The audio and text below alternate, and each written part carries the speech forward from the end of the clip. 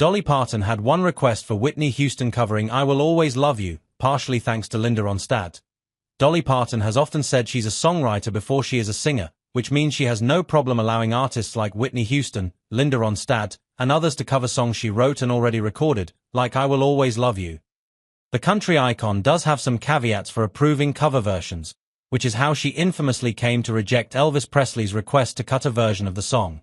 His manager, Colonel Tom Parker, wanted more publishing rights than Parton was ready to give up.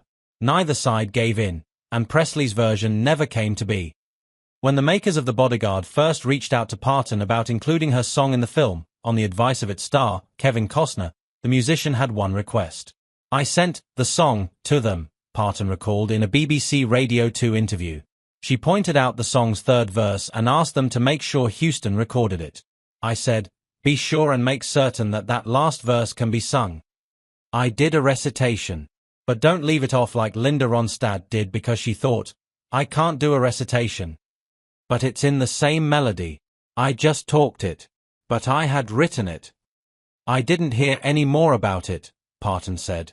It wasn't until she was driving in her car one day that she heard Houston's Bodyguard version of I Will Always Love You on the radio and nearly wrecked. Dolly Parton said listening to Whitney Houston was life-changing.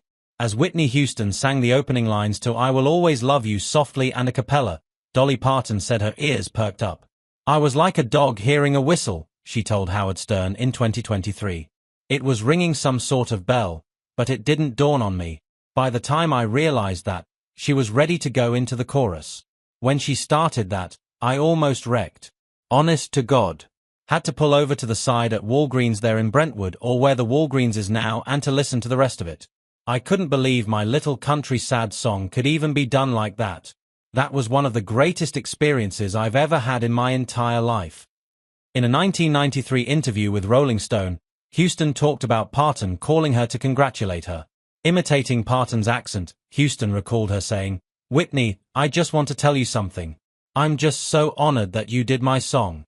I just don't know what to tell you, girl.